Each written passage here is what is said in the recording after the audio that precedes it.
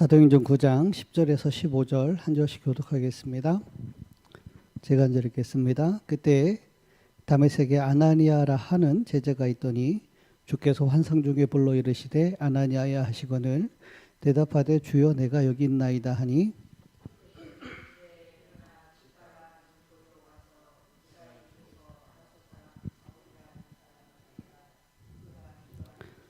그가 아나니아라 하는 사람이 들어와서 자기에게 안수하여 다시 보게 하는 것을 보았느니라 하시거늘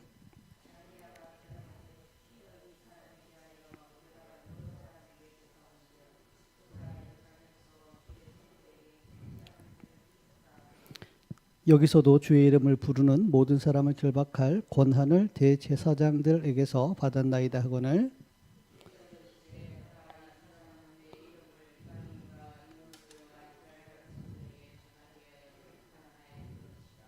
아멘.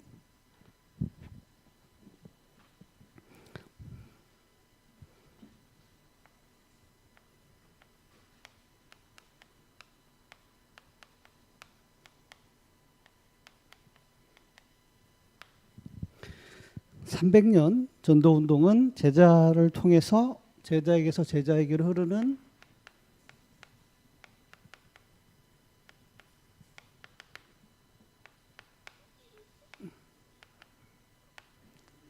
생명운동을 통해서 전달이 되고 인도받아집니다. 자, 그래서 지금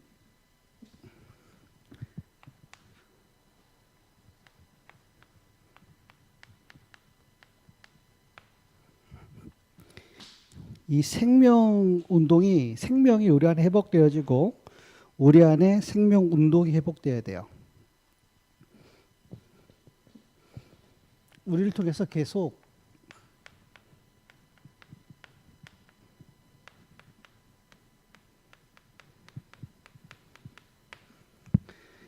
이방인의 뜰을 넓히는 불신자가 생명을 얻고 구원 얻는 구원의 역사가 계속 회복이 되어야 됩니다.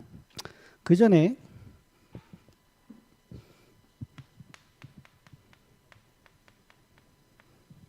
여러분 성경을 여러분들이 개인적으로 읽으실 텐데 그 부분에 좀 도움이 되고 정리가 되기를 바라는 마음에 제가 묵상하고 정리한 걸 간단히 정리하겠습니다.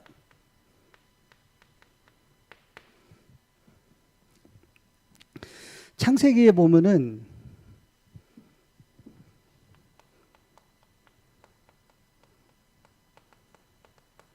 (1장 1절에) 이렇게 말씀해요. 태초에 하나님이 천지를 창조하시니라.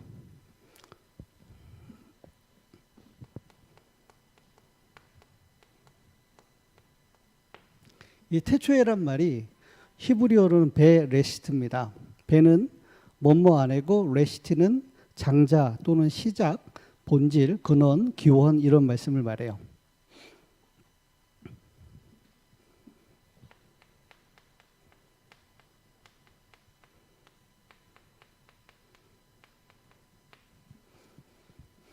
자, 성경은 처음부터 생명에 대해서 그리고 사망에 대해서 말씀을 하십니다.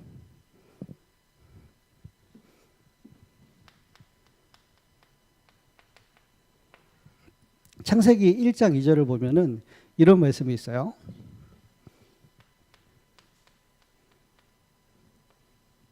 땅이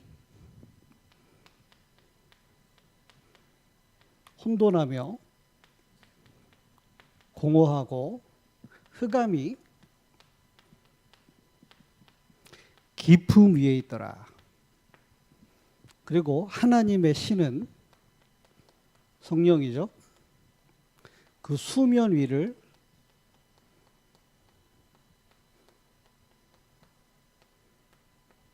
운행하시더라. 이렇게 이런 좀 아리송한 좀 어려운 무슨 의미일까 하는 듯한 이런 영적인 또 그 당시의 실제적인 비밀을 얘기하고 있습니다.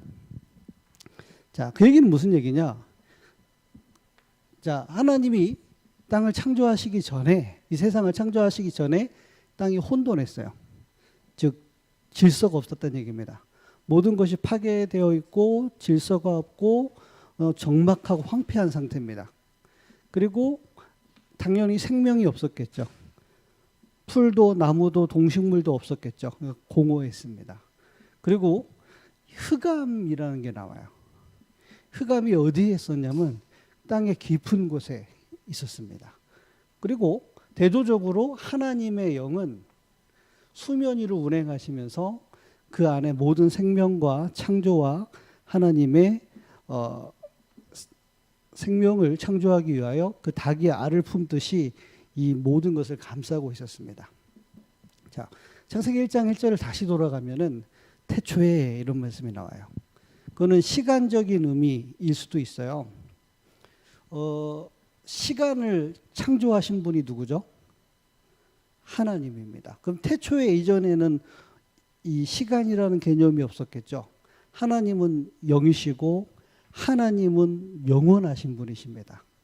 근데 하나님께서 시간이라는 그리고 공간이라는 그 안에 생명체와 피조물이라는 시작을 하신 거예요. 그걸 어디서 시작하냐면은 태초에란 말은 그리스도 안에서 하늘과 땅과 모든 것을 하나님은 시작하셨다 그래요. 그래서 계시록 1장 8절에 보면은 이런 말씀이 있어요. 나는 알파요, 나는 오메가다. 나는 처음이요, 나는 마지막. 여기서 얘기하는 나는 누구시죠? 예수 그리스도를 말합니다.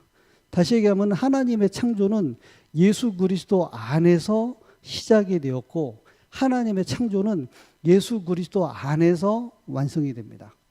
하나님은 처음부터 창세 전부터 그리스도 안에서 모든 것을 예정하시고 계획하시고 그 창조의 시작을 어디서 시작하셨냐면 그리스도 안에서 시작하셨어요. 그래서 많은 사람들이 교회 다닙니다. 그런데 종교 생활하고 있죠. 왜 그렇죠? 교회를 오랫동안 다니는데 영적 사실을 몰라요.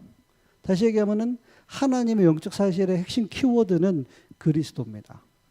그리스도 안에서 하나님은 모든 것을 시작하셨고 그리스도 안에서 모든 것을 완성하십니다.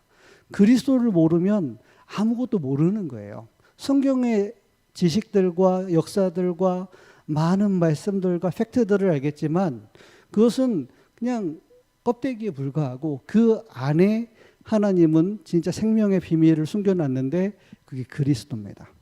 그리스도 안에서 하나님은 모든 것을 창조하시고 하나님은 그리스도 안에서 모든 창조를 완성하십니다.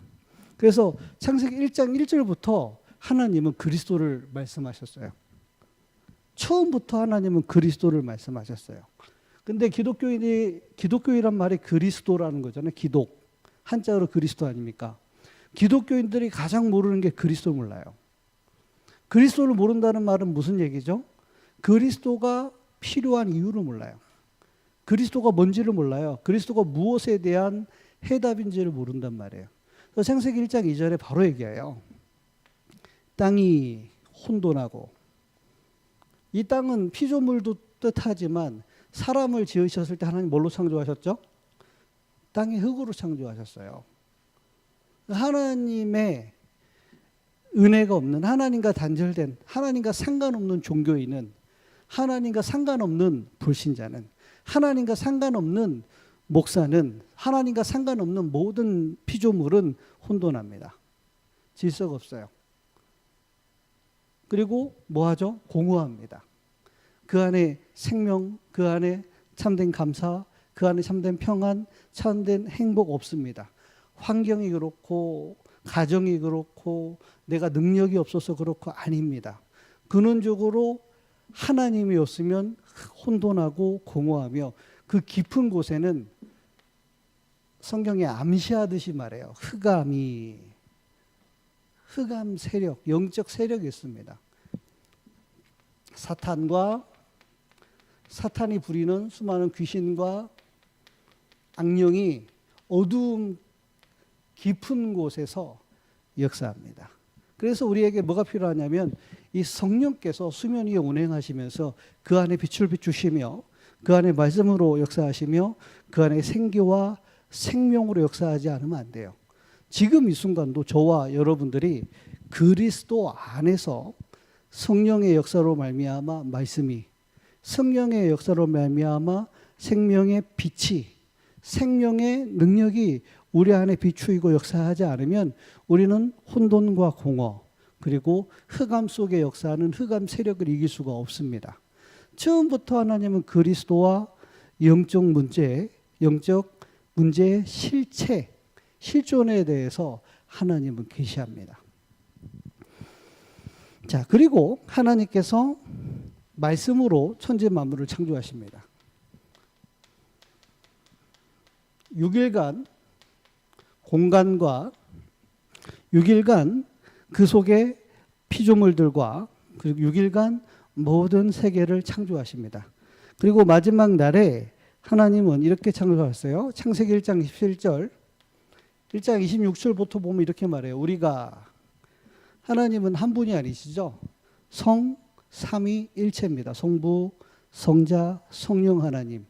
그래서 성경은 내가 이렇게 말하지 않고 우리가, 우리의 형상대로 사람을 만들되 남자와 여자를 만들고 그들로 말미암아 이 모든 것을 다스리고 정복하게 하자 하고 계획하시고, 성부, 성자, 성령 하나님께서 창세기 1장 27절에 사람을 만드십니다. 어떻게 만드시죠?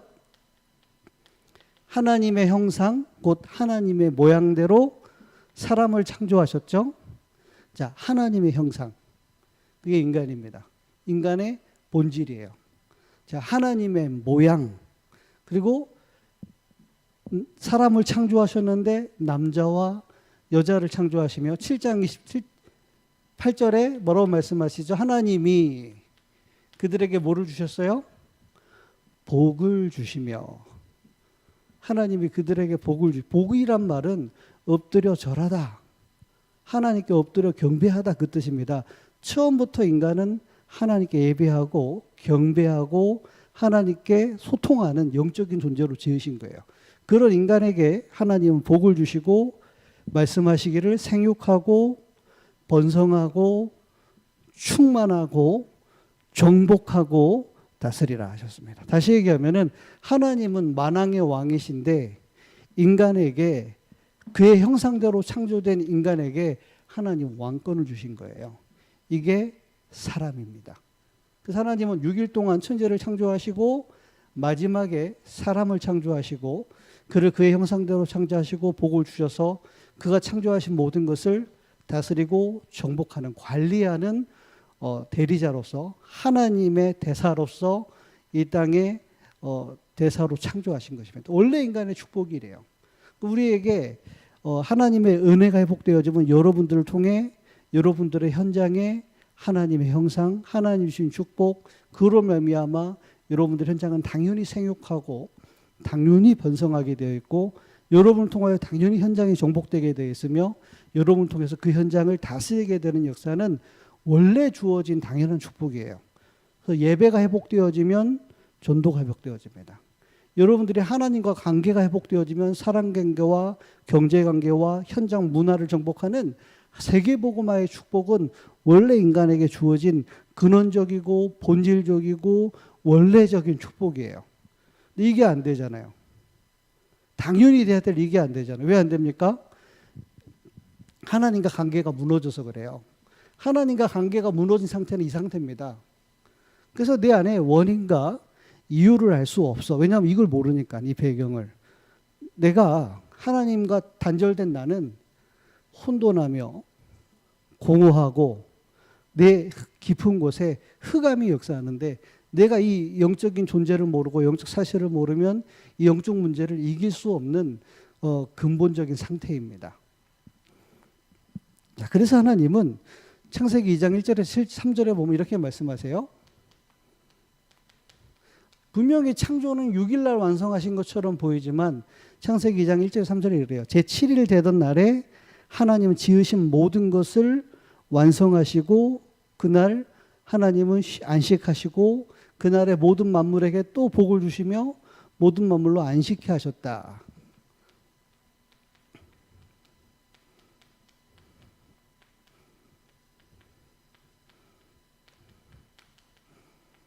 그리고 이날 안식하셨다. 자, 보세요. 태초에 그리스도죠. 이 안에서 모든 것을 창조를 시작하셨고 제7일째 되던 날에 하나님은 그걸 완성하시고 그 안에 안식을 주셨습니다. 자, 예수께서 말씀하셨어요. 나는 알파요, 나는 오메가라. 그는 창조의 시작이며 창조의 완성입니다.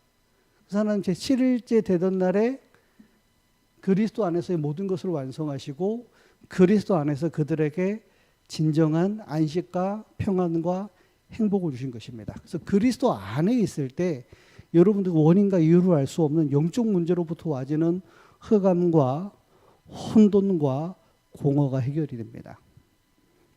자, 그러면 창세기 2장의 다른 각도로 말씀해요.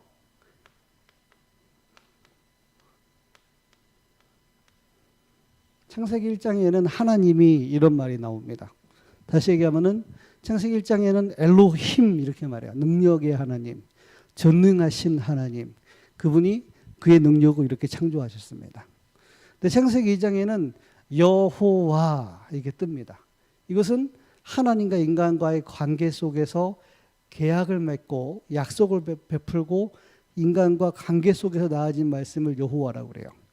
여호와 하나님께서 에덴에 동산을 창설하십니다. 여호와 하나님께서 에덴의 동산을 창설하시고 거기에 하나님은 아담을 사람을 에덴으로 불러오시며 그로 하여금 에덴을 관리하게 하십니다. 자, 에덴 동산에서 하나님은 사람과 깊이 교제하는, 하나님과 깊이 사귀어 사랑하는 그런 거룩한 장소를 하나님은 창설하세요. 그게 에덴 동산입니다. 에덴 동산은 먹기 좋고 살기 좋고 환경이 좋은 게 에덴 동산이 아니에요. 하나님과 내가 언약 안에서 깊이 만나고 깊이 교제하며 깊이 하나님을 사랑하고 하나님의 은총과 은혜로 내가 충만하여 영적 힘과 영적인 행복과 영적인 모든 능력을 받는 그곳을 에덴이라 합니다. 그러니까 여러분들이 날마다 시간마다 여러분 하나님과 깊이 교제하는 에덴이 여러분 안에서 회복돼야 돼요. 거기서부터 힘과 행복과 지혜와 모든 비밀이 거기서 회복되어집니다. 깊이 얘기하면 시간이 많이 가기 때문에 자, 하나님이 창세기 2장 7절에 사람의 창조를 다른 각도에서 말씀하세요. 흙으로 빚으시고 자, 땅이 이렇게 하잖아요. 하나님이 사람을 흙으로 빚으시고 그 코에 하나님의 생명의 기운, 하나님의 호흡, 하나님의 생기를 불어넣으니 사람이 어떤 존재가 되죠? 살아있는 존재가 됩니다. 생명. 자, 하나님의 감동이 없는 사람은 흙과 같아요. 그냥 짐승입니다. 그러나 우리에게 하나님의 말씀, 모든 말씀은 하나님의 호흡, 감동으로 된 것이니 복음의 말씀에 감동함이 있다면 여러분들이 오늘 하루도 그의 말씀에 감동함이 있다면 여러분 살아있는 삶을 산 것이고 하나님의 말씀에 감동이 내 영혼, 생각, 마음, 삶에 없다면 죽은 자의 삶을 산 것과 같습니다. 불신자는 근본 자체가 하나님의 감동을 받을 수 없는 상태죠. 그래서 하나님은 에덴 동산에 사람을 흙으로 빚으시고 그 코에 생기를 불어넣으시고 하나님은 그들에게 살아있는 생명력 있는 능력 있는 하나님의 감동함을 입은 자로 아담과 하와를 창조하신 거예요. 그게 인간입니다. 바로 왕이 요셉에게 이렇게 말씀했어요. 이와 같이 하나님의 신에 감동된 자를 우리가 어찌 얻을 수 있을까? 이게 창조의 근본이고 기준이고 에덴의 근본입니다. 이걸 놓치면 안 돼요.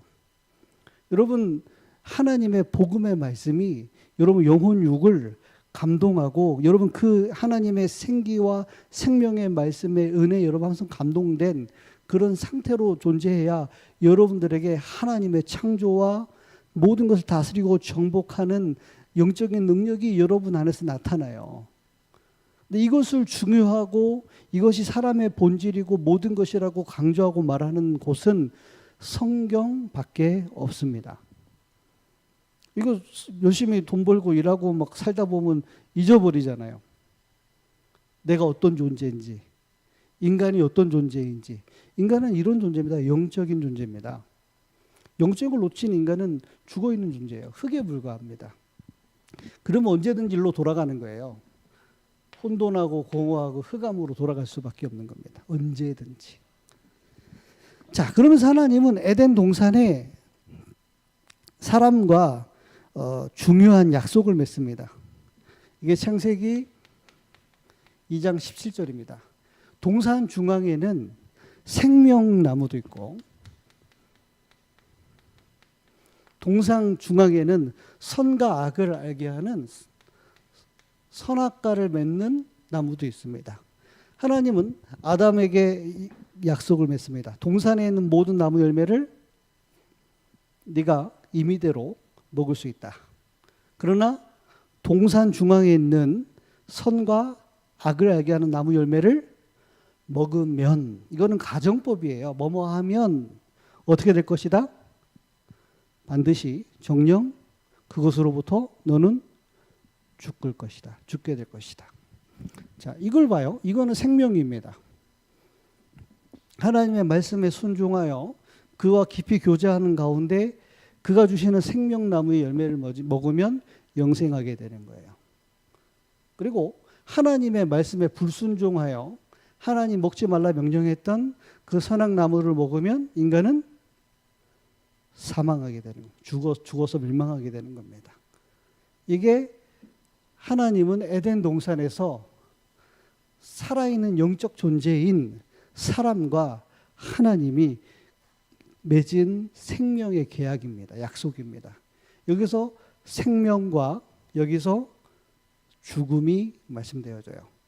인간은 에덴에서 하나님과 깊이 영적 교제를 하면서 더 나은 영적 단계로, 아담 창조된 그 이상의 영적 단계로 초월될 수도 있고, 하나님과 교제가 단절되고 하나님께 불순종을 범죄한다면 육신적인 단계, 저주받은 단계로 타락하고 쇠락할 수도 있는 것입니다.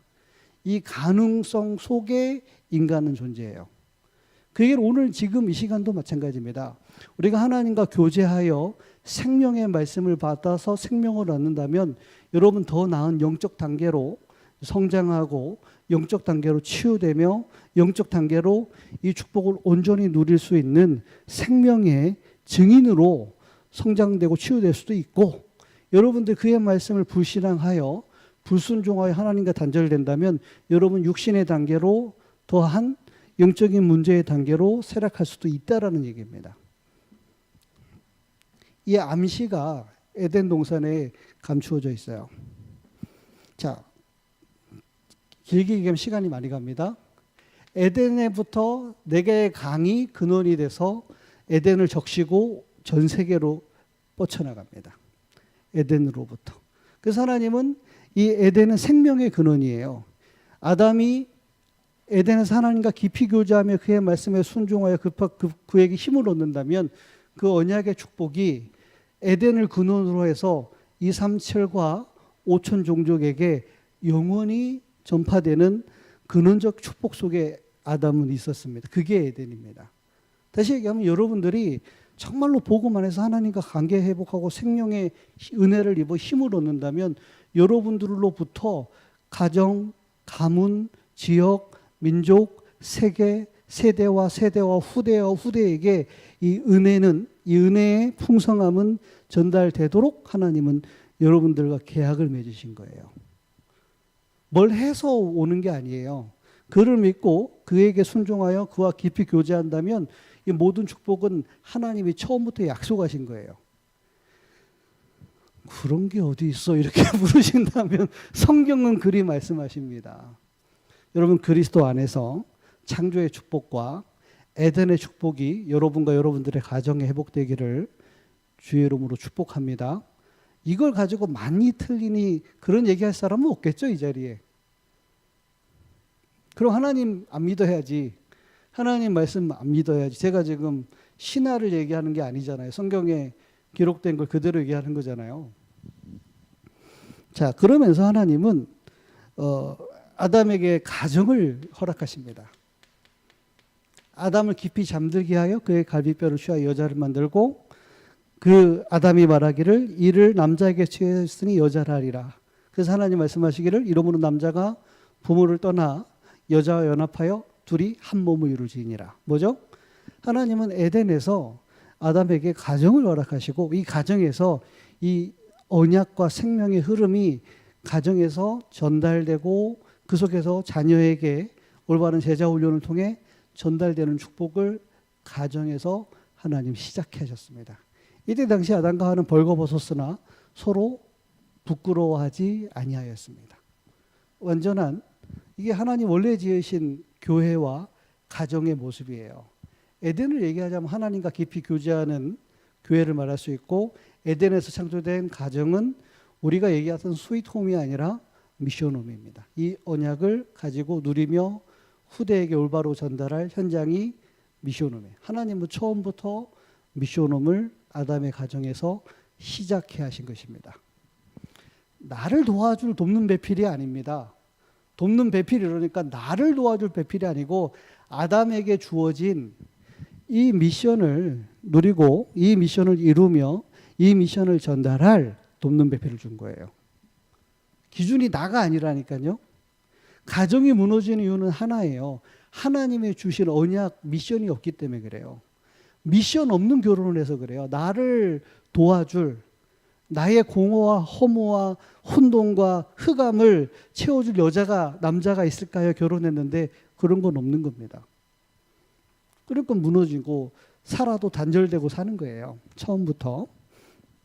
자, 잘 아시는 창세기 3장입니다. 물이 없네. 자, 창세기 3장 1절에서 6절에 보면은 뱀이 출현합니다. 이 뱀이 아담과 하와를 어떻게 하죠? 미혹합니다. 그래서 그들에게 뭐를 심죠? 불신앙을 심어요. 이거는 하나님이 허락한 시험입니다. 하나님이 허락한 시험이에요. 하나님이 허락하지 아니하면 이 모든 일은 일어나지 않습니다. 하나님이 뱀을 보냈어요. 왜? 하나님은 모든 만물을 다스리고 정복하라 했지 피조물에게 다스림을 받고 정복을 당하라 하신 적이 없어요. 하나님의 천사의 모습으로 사단이 갔다면은 다른 얘기가 되는데 지금 아담은 영적인 존재이기 때문에 이게 자기가 뱀이라는 이름을 뱀이라 지었잖아요. 뱀을 잘 압니다. 뱀이 하는 이 말은 뱀이 하는 말이 아니라는 것을 통찰하여 알 수 있었을 것입니다. 사단이 미혹하는 겁니다. 뭐라 미혹합니까? 네가 하나님처럼 되는 거야. 그렇죠? 그리고 하나님은 자기처럼 될까 봐 먹지 말라 한 거야.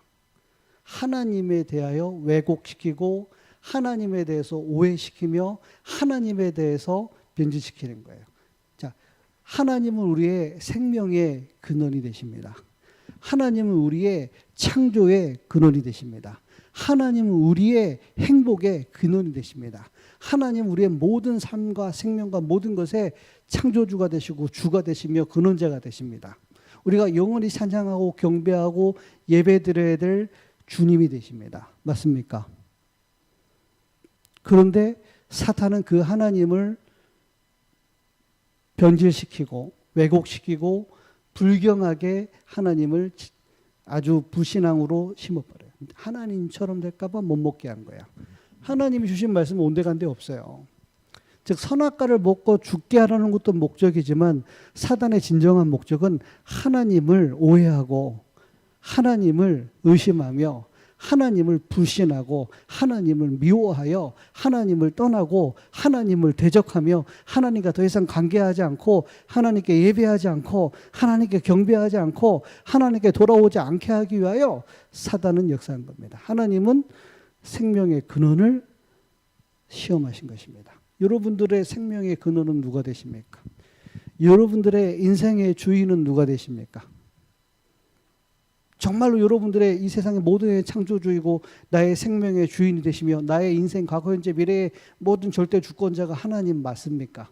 그분으로부터 생명이 오며 그분으로부터 복이 오며 그분으로부터 경제가 오고 그분으로부터 내 인생의 모든 것이 온다라는 것이 인정되고 고백되고 하나님 앞에 진정한 감사와 진정한 예배와 진정한 그에게 엎드려 절하며 경배할 수 있는 마음의 중심과 자세가 회복이 되어 있습니까? 사단은 그것을 무너뜨린 겁니다. 그걸 근본 불신앙이라고 그래요. 하나님은 우리의 수단이 아니에요. 하나님은 우리의 근원입니다. 자, 불신앙을 심었어요. 그래서 아담이 어떻게 했죠? 이 뱀에게 미혹을 받아 그 속에 불신앙이 들어오고 불신앙으로 말미암아 어떻게 했죠? 하나님이 먹지 말라 명령한 선악과를 먹었습니다. 불순종했어요. 그 결과 인간에게 뭐가 들어왔죠? 죄가 들어온 겁니다.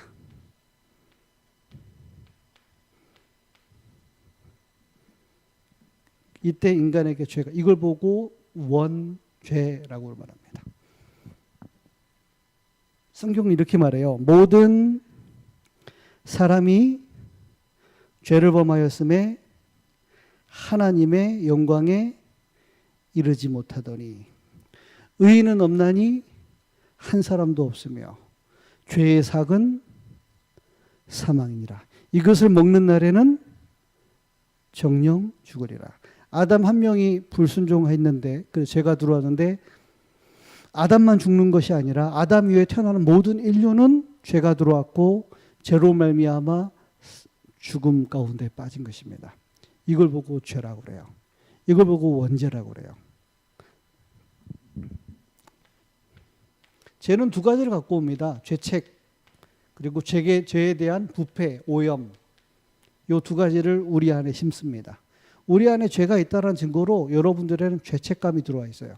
가르쳐주지 않았는데 불안하고 두려우며 염려가 옵니다. 왜? 사형 선고가 떨어진 상태예요. 정령 죽으리라.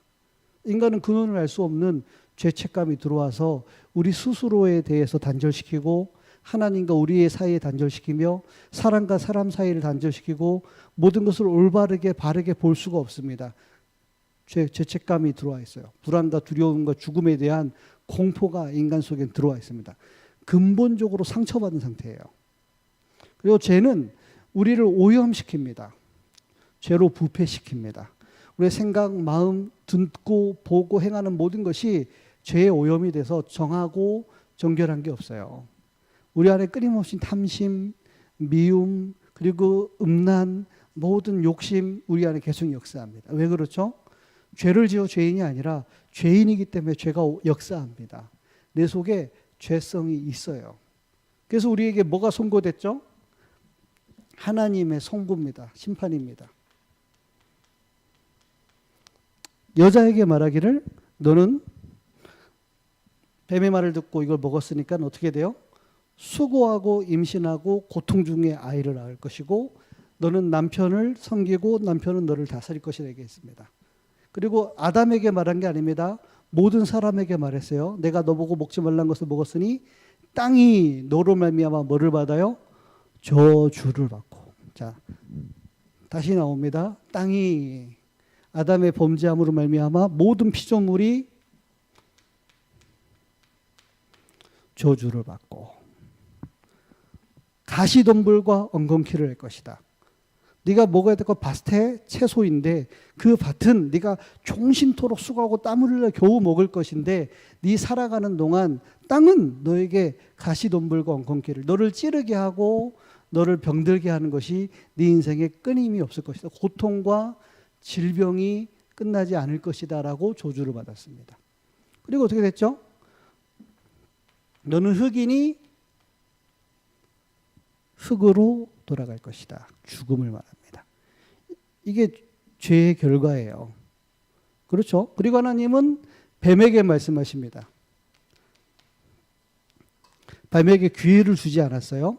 네가 이렇게 했으니 땅의 모든 짐승보다 저주를 받아 배로 다니고 종신토록 흙을 먹을지니라 하시면서 말씀하셨어요. 여자의 후손이 와서 뱀의 머리를 상하게 할 것이고 너는 그의 발꿈치를 상하게 할 것이다. 자, 다시 이 비밀이 나옵니다. 그리스도. 하나님은 창세전 영세전부터 인간이 연약하여 범죄할 줄을 아셨을 것입니다.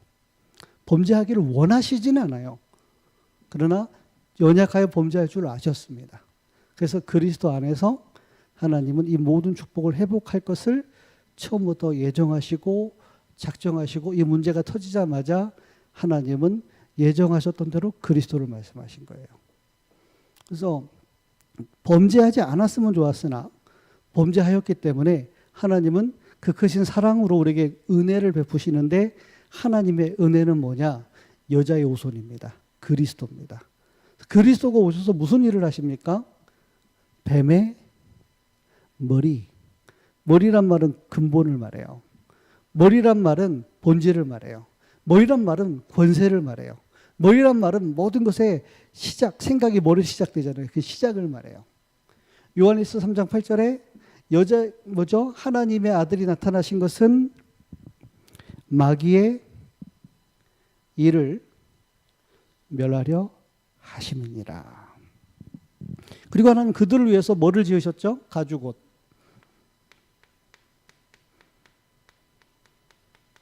가죽옷의 전제 조건은 생명입니다. 아담과 하와는 범죄하고 나서 무화과 나무 잎으로 자기의 수체를 가렸으나 하나님은 짐승을 죽고 그 가죽으로 그의 수체를 덮었습니다. 이것은 전제 조건이 뭐냐면 내가 죄속함을 받으려면, 죄에서 대속함을 받으려면 누군가 희생을 당해야 된다 그 말입니다. 하나님의 말씀은 변개치 않아요. 죄는 사망입니다. 그래서 여러분 예수 믿어도 되고 안 믿어도 되는 게 아닙니다. 모든 사람은 아담의 후손으로 죄 가운데 태어나요. 모든 사람은 죄로 인하여 저주와 재앙 가운데 놓여 있습니다. 사망 권세 아래 놓여 있습니다.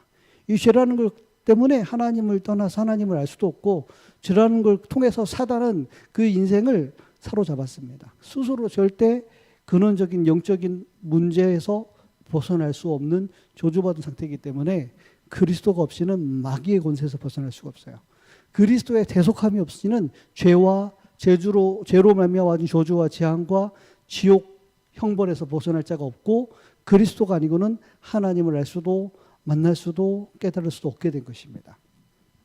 그렇죠? 그리스도, 가죽옷. 이 주제는 처음부터 계속 반복이 돼요. 생명. 이것 처음부터 하나님은 생명을 주셨습니다. 그죠? 그 안에 생명이 있었고 생명의 빛으로 만물을 창조하시고 하나님은 생명의 언약으로 그들에게 약속을 맺었으며 사단은 그들을 죽이게 하기 위하여 범죄하여 사망 가운데 빠뜨렸고 하나님 우리에게 생명을 주시기 위하여 여자의 후손이 이 짐승이 죽음같이 죽임을 당해야 될 것을 하나님은 계시하셨습니다. 자, 창세기 4장에 이렇게 나옵니다. 세월이 흐른 뒤에 가인과 아벨이 하나님께 제사를 드리는데 가인은 악한 자에게 속하여. 이 악한 자가 누굴까요? 여기서 못 벗어나는 상태입니다. 이 말을 못 알아들은 거예요, 가인은. 그래서 밭에 소산, 소재를 하나님께 드려요. 그런데 아벨은 뭐를 알아들었죠? 이 말을 알아들은 겁니다. 그래서 양의 첫 새끼와 그의 기름으로, 그의 기름진 것으로 희생 제사를 드립니다. 그 말은 이 아벨은 피제사 알아들은 겁니다. 그래서 성경에 말해요. 아벨은 믿음으로, 믿음이란 말은 자기에서 난 게 아니에요. 여자의 후손과 그의 피제사를 알고 믿음으로 양해를 드린 겁니다. 그래서 그 예물이 증거한다 그럽니다. 우리도 마찬가지입니다. 우리에게서 선악고 의롭고 복받을 만한 것이 전혀 없음을 인정해야 돼요. 그래서 날마다 하나님께 나아갈 때 피제사 그리스도의 십자가와 그 언약을 붙들고 나가지 않으면 우리의 예배는 하나님께 상달되지 않으며 하나의 종교에 불과하다는 것. 그렇죠? 자, 이 흐름이 어디까지 흘러가느냐? 노아의 네피림 시대까지 흘러갑니다. 하나님의 아들들이 사람의 딸들의 아름다움을 보고 자기가 원하는 모든 자들로 아내를 삼는지라. 자, 뭐를 놓쳤죠? 놓쳐버린 겁니다. 하나님의 아들들이 가인의 후손, 악한 자에게 속한 자의 후손의 아름다움, 육신만 보고 결혼한 겁니다. 그래서 뭐가 전달이 안 되죠? 이미 전달 안 될 수밖에 없는 영적 상태예요. 하나님 말씀하십니다. 나의 영이 다시는 사람과 함께하지 아니하리라. 그들이 뭐가 됨이니라? 육체가 됨이니라. 영적인 게 상실되고 소멸된 거예요. 그 결과로 그 시대의 사람들의 생각과 마음에 계획하는 것이 항상 악하고 그것을 보시고 하나님은 사람 지은 것을 한탄하시며 지면의 코로 호흡하는 모든 생물을 홍수로 쓸어버리기로 하나님은 작정하십니다. 그때 하나님 누구를 준비하셨죠? 이 아벨의 흐름 속에 있는 이 생명과 생명의 흐름 속에 있는 노아를 통해서 하나님은 방주를 짓게 하십니다. 어마어마한 복음의 메시지가 있어요. 방주 안에 들어오는 자 누구든지 삽니다. 방주 안에 들어오지 않는 자 누구든지 죽습니다. 자기가 의롭던 부정하든 윤리도덕으로 바르든 부정하든 상관없어요. 그리스도를 믿는 믿음으로 그 안에 들어오면 누구든지 살고 자기가 아무리 옳고 바르게 성실하게 살았어도 이 흐름 속에 들어오지 않으면 누구든지 홍수로 인하여 멸망합니다. 그렇죠? 자, 그 결과 홍수로 인하여 방주 밖에 있는 모든 자는 뭐하죠? 멸망했습니다. 그리고 이 노아가 방주에서 나와서 처음으로 하나님께 짐승을 잡아 피제사와 함께 제단을 쌓고 거기서 하나님께 제물을 불로 태워 하나님께 제사 지내는 번제를 드립니다. 번제란 말은 불로 태워서 하나님께, 왜냐 하나님이 전에 에덴 동산에 거하셨는데 그런데 홍수로 인하여 에덴 동산이 없어져요. 그래서 전에는 에덴 동산을 향하여 동쪽으로 도망갔던 아벨이 에덴 동산 서쪽을 향하여 제사를 지냈는데 이제는 하나님이 하늘에 계시기 때문에 제단을 쌓고 연기로 하나님께 드립니다. 하나님 그 연기를 흠양하시고 그 마음에 이르시기를 내가 다시는 사람으로 말미암아 물로 세상을 심판하지 아니하리라 하시고 증거로 무지개를 주십니다. 무지개를 볼 때마다 내가 세상으로 심판하지 않겠다. 동성애자들이요 무지개 달고 다녀요. 왜? 물로 세상을 심판하지 않겠다 두려워서 무지개 달고 다녀요. 그들의 그 마스코트가 무지개입니다. 확인해 보시기 바랍니다. 두려운 거겠지 하나님의 심판이.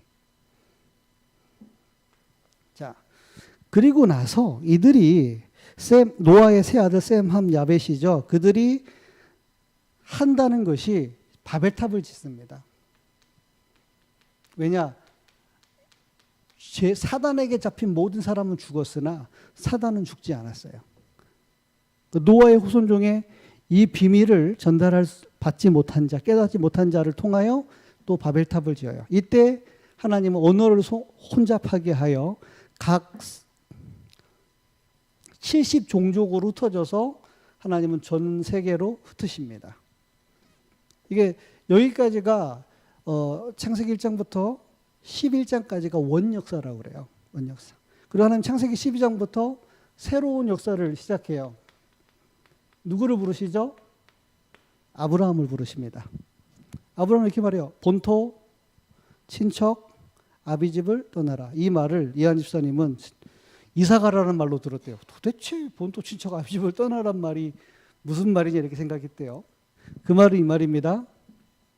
창세기 3장의 근본, 창세기 4장의 배경, 가문에 흐르는 배경. 창세기 11장에 내 삶의 습관적인 운명. 근본, 배경, 그 나의 삶의 체질이 된 이 운명에서 벗어나라 그 말입니다. 그리고 하나님은 아브라함에게 이렇게 말씀하셨어요. 내가 너를 복을 주어 내 이름을 창대케 할 것인데 너로 인하여 땅의 모든 족속이 복을 얻을 것이다. 이게 키입니다. 자, 노아의 후손들이 70종족으로 흩어졌어요. 이들은 하나님을 알지 못합니다. 이들은 피의 비밀, 생명과 사망의 비밀을 알지 못합니다. 이들은 그리스도의 비밀을 몰라요. 그래서 하나님은 아브라함을 불러서 이 사실을 알게 하고 이 아브라함을 통해서 땅의 모든 족속에게 이 생명의 복음이 전달되기를 원했어요. 그래서 한 사람을 부르신 겁니다. 아브라함이 대단해서가 아니에요. 모든 사람에게 이 복음이 증거돼야 되는데 그 시작을 아브라함으로 부르신 거예요. 여러분들이 대단해서 먼저 구원받은 게 아니라는 걸 아셔야 됩니다. 다락방이 대단해서 하나님 먼저 부르신 게 아니라는 걸 알아야 돼요. 이스라엘 민족이 특별히 우월해서 부르신 게 아니라는 걸 알아야 돼요. 이 천국 복음이 모든 민족에게 증거되기 위해서 하나님은 시작을 하셔야 되는데 한 사람, 한 민족, 한 나라, 한 교회, 한 단체를 불러서 복음이 증거되기를 원했던 거예요. 저와 여러분들이 특별히 뭔가 우월하거나 대단한 게 전혀 없다라는 걸 아셔야 됩니다. 말 그대로 무조건적인 하나님의 은혜로 말미암아 시작된 거예요. 그래서 이 아브라함이 뭐를 했냐면요. 자, 본토 신척 아비집을 떠나 가나안의 그 상수리 나무 숲에서 하나님께 제단을 쌓습니다. 단을 쌓았더라. 이 단은 이걸 말해요.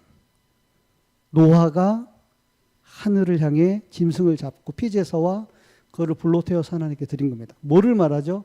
흐름을 따라가면은 베레시트를 말해요. 흑암 혼돈 공허를 멸하는 창조의 생명의 빛을 말합니다. 죄와 사단과 지옥 권세를 멸하는 여자의 후손의 피를 말해요. 그 피를 붙들고 아브라함이 뭐를 바꿨냐면 하나님 아브라함 개인의 영적 상태를 바꾼 겁니다. 아브라함 속에 각인, 뿌리, 체질을 바꾼 것입니다. 아브라함 한 명이 이거 바뀌기까지 수십 년을 이끌어오세요. 어디까지? 아들 이삭, 자기 독생자 아들 이삭을 하나님께 번제로 내어드릴 만큼 자기의 근원적인 불신앙을 버리고 하나님은 아들을 죽여도 살리실 것을 믿는 믿음으로 모리아산에서 아들을 번제로 드릴 수 있을 만큼 아브라함의 영적 상태를 바꿉니다. 그렇죠? 잘 아시죠?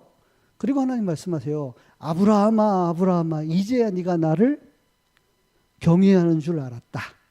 네 아들에게 손을 대지 말라. 그리고 너로 인하여 내 후손으로 말미암아 대적의 문을 얻으리라. 이제서야 비로소 뭐가 무너진다 그 말이죠? 흑암이 무너져요. 여러분 안에 근본이 뒤집어져야 됩니다. 여러분 안에 근원적 가치가 뒤집어져야 돼요. 복음보다 귀한 것 없고 반대로 복음보다 내가 의지하고 귀한 것이 있으면 사단의 통로가 됩니다. 불안과 염려와 불신앙의 통로가 돼요. 여러분들의 가정을 위해, 자녀를 위해, 아내를 위해 잘하는 것처럼 보이지만 여러분 집착하고 불안하고 염려하는 그걸 타고 여러분들의 불신앙을 심으며 여러분 불신앙에 미혹되어 여러분 범죄하며 범죄하여 사단에게 붙잡히며 그래서 주기적 반복적 문제로 끌려갈 수밖에 없는 상태가 남아있는 것을 하나님은 아시기 때문에 하나님은 한 사람 아브라함의 영적 상태를 뒤집어요. 지금도 마찬가지입니다. 여러분 한 명의 영적 상태를 뒤집어요. 이 영적 사실과 영적 세계와 생명과 사망의 비밀인 복음을 여러분들은 알고 여러분들의 각인 뿌리 체제를 바꾸시기를 원합니다. 여러분 한 명이 근본이 뒤집어지면 종교에서 종교 생활에서 생명으로 복음으로 뒤집어지면 그때부터 여러분 가정 가문에 여러분들의 힘과 노력과 공로와 수고가 아니라 성령의 역사로 흑암 무너집니다. 그때부터 흑암이 무너져요. 여러분이 전도하는 게 아닙니다. 흑암이 무너지니 빛이 비추어지는 겁니다. 빛이 비추어진 흑암이 무너지고 복음이 전달되는 겁니다. 맞죠? 이삭 하나님 100배의 축복을 주십니다. 야곱 이를 치유하여 이스라엘로 세우시고 그에게 12지파를 허락하십니다.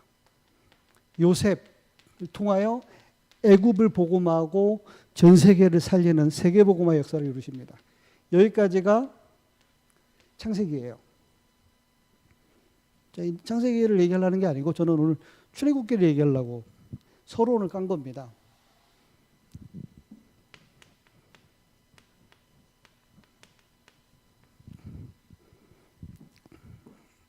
자, 요셉을 알지 못하는 왕이 일어났어요. 이 애굽 땅에 야곱의 후손은 70여 명이 들어갔습니다. 요셉을 알지 못하는 왕이 일어났습니다. 그들이 이들의 번성함을 보고 두려워하여 이들을 노예로 삼습니다. 자, 애굽은 세상을 뜻해요. 바로는 애굽의 왕이죠. 사단을 뜻해요.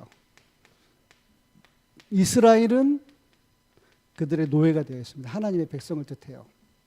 이게 벌써 400년, 430년이 되었습니다. 이런 사이에 이스라엘 백성 속에는 하나님을 잊어버린 거예요. 그들이 생각하는 하나님은 애굽의 신이에요.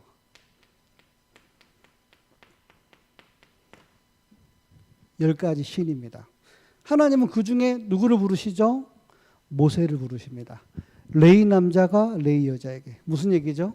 레위 지파는 피제사를 아는 지파예요. 피제사를 아는 레위 지파의 남자가 피제사를 아는 레위 지파의 여자와 장가들은 아이를 낳는데 그가 모세입니다. 그 아이에게 뭐를 전달했을까요? 피제사가 아니면 안 되는 이유. 왜 이스라엘 백성이 400년 동안 노예가 됐는지. 그들이 여호와 하나님을 잃어버리고 애굽의 10가지 신이 그들의 신이 되어 있는 겁니다. 그래서 하나님은 이 비밀을 아는 가정을 통해 모세를 준비하시고 모세를 호렙산에서 부르십니다. 나이 80에 떨기나무에 불이 붙었는데 불이 사라지지 아니한 걸 보고 모세를 불러요. 그러면서 하나님은 말씀하십니다. 내 백성을 여기서 건져내겠다. 내가 너를 보내서 그들을 건져내겠는데 내가 부른 이 산에서 너는 나를 섬길 것이다. 이것이 내가 너를 보낸 증거다. 처음에 이렇게 부르십니다. 모세를. 그리고 여러분 잘 아시죠? 모세를 통해서 10가지 기적이 일어납니다. 10가지 기적이 중요한 게 아니에요. 모세와 이스라엘 백성 속에 여호와 하나님을 잃어버린 겁니다. 자, 10가지 이 세상 신은 바로를 포함한 애굽의 신은 신이 아니고 귀신이고 사탄이고 우상에 불과함을 하나님은 알리십니다. 그들의 문제는 하나님을 떠나서 우상 숭배한 결과로 와진 저주임을 하나님은 이스라엘 백성에게 알게 하십니다. 그리고 마지막 10가지 기적이 일어날 때 어떤 일이 일어나죠? 유월절이라는 역사가 일어납니다. 피를 바르는 날에 출애굽합니다. 그래서 하나님은 이때 모든 장자를 하나님께 바쳐요. 첫 번째를. 그 얘기는 누구를 말합니까? 또다시 하나님의 첫 장자 그리스도를 하나님은 십자가에서 희생시키고 그의 피로 말미암아 우리가 여기서 벗어날 것을 말씀하십니다. 자, 그리고 이들이요 하나님의 은혜로 이날 출애굽을 하고 홍해를 건넙니다. 자, 이 홍해에 애국 군대는 따라오다가 하나님을 시험하여 바다 길 가운데 따라오다가 모든 애국 군대는 수장됩니다. 그리고 하나님의 군대는 믿음으로 죽음 가운데 생명의 길을 따라 살아납니다. 이걸 굳이 얘기하자면 세례라고 말해요. 세례라는 것은 뭐냐? 내가 물에 빠져 죽은 것을 말해요. 애굽을 향하여 나는 죽었어요. 애굽에 종살이 하던 나는 죽었어요. 마귀와 세상의 노예돼서 10가지 우상을 숭배하던 나는 죽었어요. 그리고 가나안을 향해 그리고 광야를 향해 나는 새롭게 산 겁니다. 갈라디아 2장 20절이죠. 이게 신앙생활의 시작입니다. 내가 그리스도와 함께 죽었다. 이제 내가 내 안에 그리스도께서 살아 계신다. 이제 내가 사는 것은 세상을 향해 죽었고 그리스도를 향해 살아있는 믿음의 삶을 사는 것이다. 이 시작이 돼야 됩니다. 그런데 사흘 만에 이들은 원망합니다. 사흘 만에 물이 없어가지고 물을 만나는데 쓴물이라 마라. 하나님을 원망합니다. 몸은 빠져나왔는데 그들의 영적 상태는 여기서 못 빠져나왔어요. 여기서 못 빠져나왔다는 얘기는 이 사실을 모른다는 얘기입니다. 자, 그들이 또 며칠 만에 원망합니다. 먹을 것이 없어가지고. 그래서 하나님은 만나와 메추라기로 그들을 먹이시고 물을 마시게 합니다. 또 며칠 만에 10일 만에 그들은 또 원망합니다. 또 마실 물이 없어서 르비딤에서 하나님을 향하여 대적하고 충돌합니다. 그리고 돌로 모세와 아론을 쳐 죽이려 합니다. 이제 하나님을 죽이려고 달려들어요. 하나님의 종을 죽이려고 달려들어요. 근데 하나님은 노하셨어요. 그래서 반석 가운데 지팡이를 때리니까 반석에 생수가 터져 나오죠. 이때 여러분 잘 아셔야 돼요. 아말렉이 그들을 공격합니다. 자, 보세요. 애굽에서 빠져나왔으나 그들의 영적 상태가 아브라함처럼 바뀌지 아니하니 아말렉이 그들을 공격하는 거예요. 하나님 말씀하십니다. 내가 대대로 아말렉과 싸울 것이다. 너는 아말렉을 진멸해라. 그게 뭐죠? 육신을 말해요. 예수를 믿으나 홍해를 건너왔으나 아직 내 안에 육이 남았어. 내 안에 불신앙이 남았어. 그래서 사단은 계속 공격하는 겁니다. 아말렉. 자, 그리고 하나님은요, 이들을 3개월 만에 신의 광야에 도달케 하십니다. 신의 산 앞에 신의 광야입니다. 여기서 하나님은 이스라엘 백성과 계약을 맺습니다.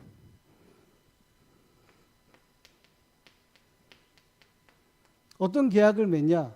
자, 이때와 다른 계약입니다.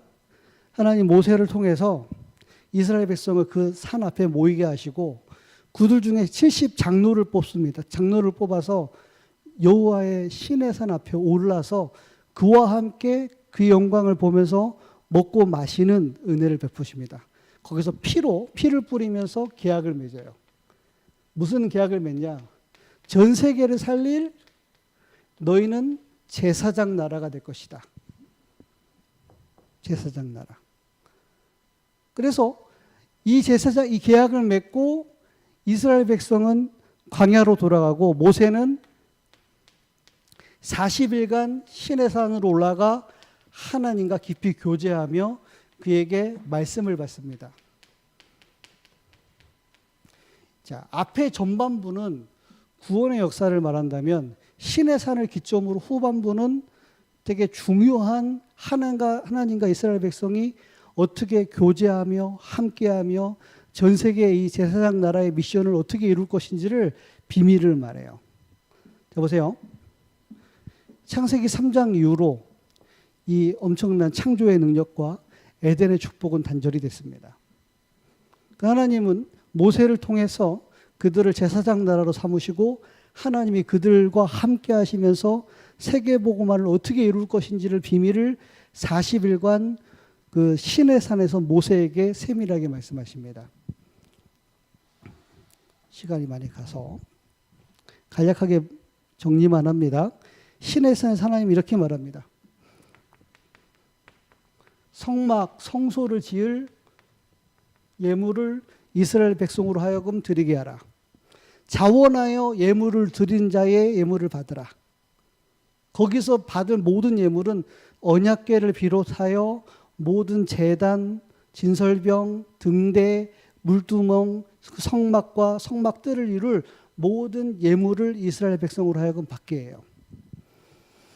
자, 간단하게 얘기할게요. 언약궤라고도 하고 여기선 증거궤라고 말합니다. 하나님은 이스라엘 백성에게 언약궤를 줘요. 이때 하나님은 모세에게 십계명을 줍니다. 돌판 2개에 하나님 직접 말씀을 새겨넣어요. 그게 그 유명한 십계명입니다. 그 십계명을 이 상자 안에 담으라 합니다. 그리고 여러분 잘 아시죠? 아론의 상란 지팡이와 만나 항아리를 담아요.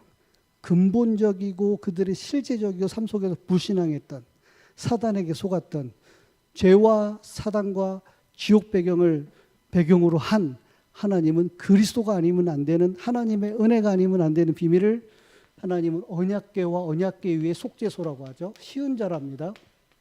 은혜를 베푸는 곳이에요. 만들게 하십니다. 그리고 성막을 만들게 해요.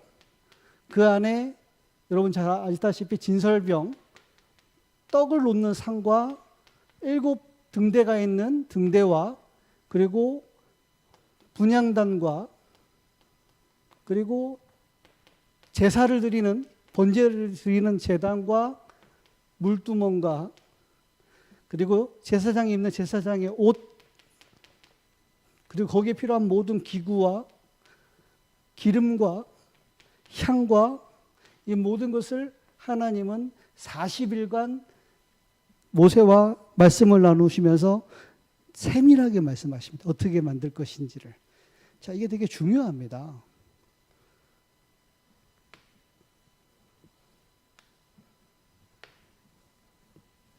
이쪽은 서쪽입니다. 이쪽은 동쪽이에요. 에덴은 서쪽에 있었습니다. 그들이 하나님을 떠나 동쪽으로 떠났습니다. 하나님은 성막을 지어요. 왜냐? 온 땅에 아담의 범죄함을 부패했기 때문에 하나님 피로 속죄한 거룩한 땅, 에덴을 다시 창설하시는 겁니다. 그 중에 성막 안에 지성소를 구분하셔서 하나님 거기에 임재하십니다. 그 안에는 언약궤와 속죄소가 있어요. 휘장으로 가려서 1년에 한 번만 대제사장만 들어갑니다. 이 안에는 분향단이 있고 떡상이 있으며 등대가 있습니다. 여기는 물두멍이 있고 번제단이 있어요. 이 성막은 이스라엘 백성만 들어올 수 있어요. 피제사를 드린. 자, 이 성소는 제사장만 들어갈 수 있습니다. 이들을 대신하여 하나님께 예배드릴. 지성소는 대제사장만 들어갈 수 있습니다. 1년에 한 번 피를 주고 하나님께. 하나님 이걸 왜 지었느냐? 이스라엘 백성과 함께 하시려고. 그래서 하나님은 이 모든 것을 짓고 이 일을 감당할 제사장을 세우고, 그래서 이것을 말씀하시는 이 사이에 이스라엘 백성이 뭐 했느냐? 모세가 40일 동안 내려오지 않으니까 황금 송아지를 짓고 이것이 너희를 인도할 하나님이라 합니다. 좀 전에 하나님 보고 왔어요. 2달도 안 지났어요. 2달도 안 지났는데 이들은 원망하고 불신하고 또 하나님을 배신하고 떠난 것입니다. 하나님은 진노하시고 속이 상하셔서 말씀하시기를 너희들끼리 가, 나는 너와 함께 하지 않아 그랬어요. 그때 모세의 중보로 하나님은 다시 언약을 회복시키고 모세가 다시 산에 올라가서 40일간 하나님께 말씀을 받고 깨트린 십계명을 다시 회복해서 내려옵니다. 그리고 후반절은 뭐냐? 이 주신 말씀대로 언약궤로부터 시작해서 모든 성막 기구를 다 만듭니다. 그럼 마지막 장에는 모세가 이 만든 것을 하나하나 세워요. 성막을 세우고 언약궤를 드리고 제사장들에게 옷을 입히고 그들에게 제사로 거룩하게 하고 모든 제사를 드리고 난 후에 나와서 백성을 축복합니다. 그때 여호와의 영광이 성막에 충만하게 임합니다. 구름이 충만하여 그 영광 가운데 제사장이 그 안에 감히 들어갈 수가 없고 여호와의 불이 제단 가운데 붙어서 이스라엘 백성을 40년 광야를 가는 동안 그의 눈으로 하나님이 그들과 함께 어떻게 함께 하시는 것을 보게 하세요. 자, 왜 이 얘기를 제가 길게 설명했냐? 창세기 출애굽기를 300년을 전도 운동을 지속해야 됩니다. 300년을 전도 운동을 지속해야 돼요. 그럼 어떻게 돼야 되죠? 결론입니다.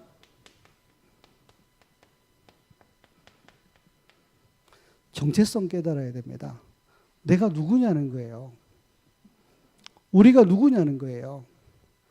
그래서 여러분 생명 이거 말고는 오직이 없다라는 걸 아셔야 됩니다. 자, 이렇게 자세한 얘기들을 우리가 다 알고 믿을 필요는 없습니다. 그러나 이 자세한 얘기를 통해서 하나님이 우리에게 말씀하시는 게 뭔지를 알아야 돼요. 그게 이거예요. 영적 문제와 그리스도. 그리스도가 아니면 사망과 죄와 저주에서 벗어날 수 없다는 것입니다. 하나님은 하나님의 아들이신 예수께서 이 땅에 우리를 위하여 오셔서 십자가에 피 흘려 죽으심으로 우리의 생명을 대신하시고 우리를 사망의 생명으로 사셨습니다. 그 생명을 얻은 거예요. 그리스도는 유일한 생명입니다. 그래서 여러분들에게 이거 정리돼야 됩니다. 불신자 상태. 6가지로 정리했죠. 성경 66권을. 이거 보는 눈이 진짜 열려야 돼요. 안 그러면은 여러분 종교 생활이에요. 불신자 가문이 부럽다니까요. 그들은 저주받은 상태입니다. 그들은 사단의 권세 아래에 있는 상태입니다. 그들은 사형 선고가 떨어졌고 하나님과 상관이 없는 상태입니다. 그럼 여러분들에게 와진 여러 가지 문제가 가정 때문에 환경 때문에 아닙니다. 하나님을 떠나서 사단으로 말미암아 죄로 말미암아 아주 저주와 재앙입니다. 우리가 회복해야 될 것은 다른 게 아닙니다. 그리스도입니다.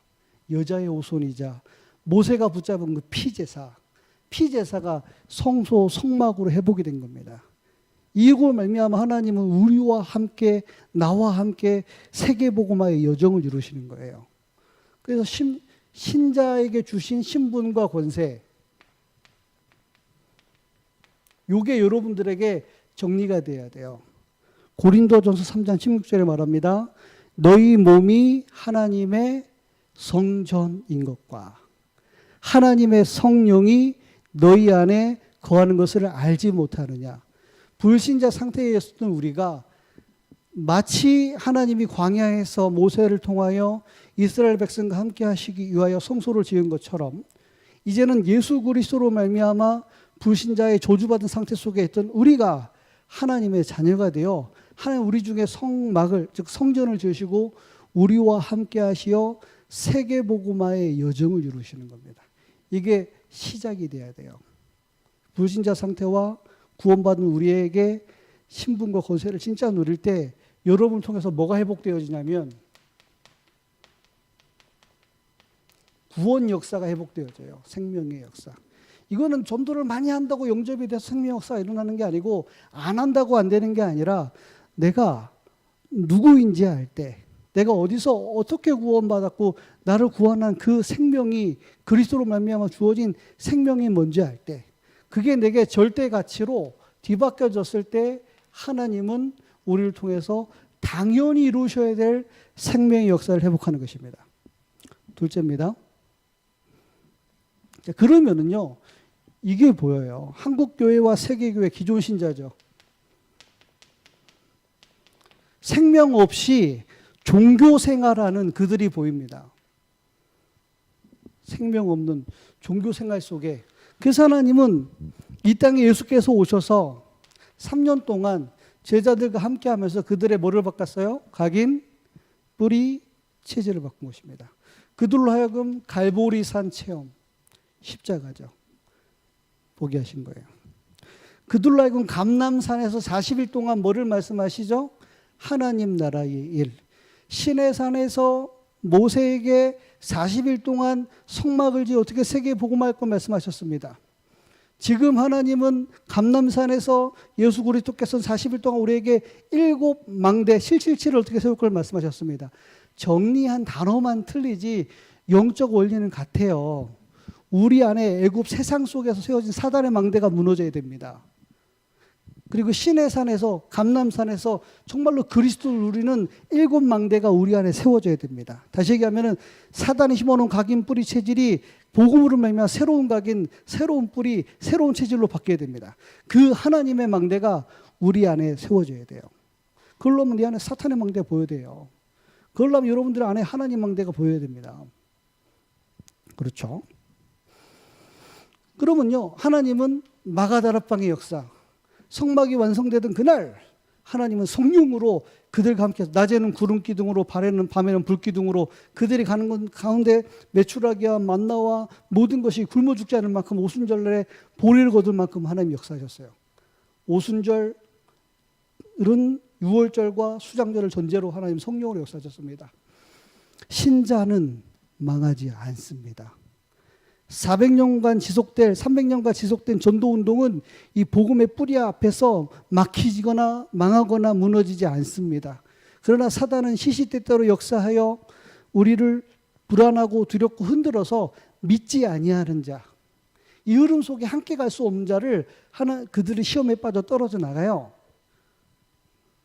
광야에서도 보세요. 광야에서 수많은 사람들이 불신앙하여 그들이 죽임을 당하거나 이 흐름과 대열을 이태하랍니다. 지금도 마찬가지입니다. 이 원색복음과 성경 전도운동의 흐름에 하나님은 저와 여러분들을 불렀어요. 이스라엘 백성이 어리석게 불신앙한 것과 우리가 이 중요한 시간표 흐름 속에 하나님을 향하여, 교회를 향하여, 흐름을 향하여 불신앙하는 것과 다릅니까? 그렇잖아요. 그래서 하나님은 이제 이 흐름이 다락방에서 다락방으로, 정말로 이거 하나 안 돼서 다락방을 하면 되는 줄 알았는데 다락방 얻어 안 되는 그들에게 진짜 이 30년 동안 류 목사님을 통해 주신 그 말씀의 성취의 증거를 가지고 그들의 갭을 메꾸고 증인으로 세우기를 하나님 원하십니다. 그래서 개인을 살리는 그리스도와 5가지 기초, 교회를 통해서 하나님의 흐름을 전달하는 캠프, 그리고 내가 있는 현장에서 정말로 전도자의 삶을 통해 제자를 찾고 세우는 전도자의 삶, 그리고 내가 하는 업을 통해서 하나님은 미션을 전달하고 또 다른 제자를 세우는 전문사역 또는 집중, 그리고 망대를 세워서 237, 5천 종족을 살리는 하나님은 이 30년 메시지를 회복하기로 해요. 237. 다시 해볼게요. 너희는 근본 영적 상태입니다. 항상 보세요. 하나님은 한 사람 불러서 영적 상태 바꿔요. 아브라함 한 사람이었어요. 모세 한 사람이었습니다. 그 한 사람이 일어나니까 누가 일어나죠? 가서 아브라함의 자녀 이삭, 야곱, 요셉이 일어났습니다. 자, 모세의 제자 여호수아, 갈렙 일어났습니다. 예수께서 베드로를 바꾸니까 그들을 통해서 70인 제자 일어났습니다. 12사도 70인 제자. 그래서 가서가 어디냐? 교회입니다. 모세에게는 광야 그 현장이에요. 저와 여러분들에겐 여기 모인 저와 여러분입니다. 저와 여러분들이 바뀌지 않으면 현장을 살릴 수 없어요. 저 여러분들이 바뀌면 현장에 하나님은 제자를 예비하십니다. 즉 전도자의 삶이란 말은 내가 제자의 삶을 살고 하나님은 여러분들의 제자를 붙여요. 어디에서? 여러분들의 현장에서. 그럼 그들에게 뭐를 전달하죠? 미션을 전달하는 겁니다. 아버지와 아들과 성령의 이름으로.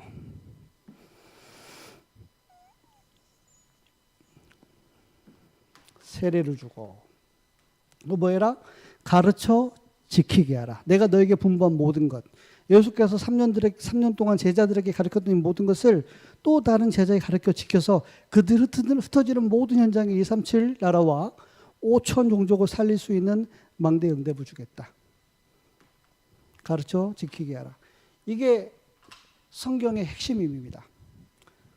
예수 그리스도를 통해서 이런 성경적 전도운동의 핵심입니다. 이게 다락방의 메시지가 아닙니다. 성경이 말하는 메시지입니다. 다락방이란 협회 단체의 메시지가 아니에요. 성경이 말하는 겁니다. 그리스도와 그리스도를 통해서 교회를 세우고 교회를 통해서 하나님은 제자를 키우고 제자를 통해서 현장을 살리며 그들을 통해서 237, 5천 종족까지 복음이 증거되게 한 것은 성경의 근원적이고 핵심적이며 원류적인 하나님의 역사입니다. 그래서 창세기 1장 1절에 태초에 하나님은 천지를 창조하시니라. 그 성경은 말합니다. 이 천국 복음이 모든 민족에게 증거되기 위하여 땅끝까지 전파되리니 그제야 끝이오리라. 계시록 마지막 장에 사도 요한은 말합니다. 아멘. 주 예수여 어서 오시옵소서. 그때까지 우리는 무엇을 하느냐? 이 정체성을 가지고 나를 살리는 거예요. 그때까지 뭐 하느냐? 교회를 살리는 것입니다.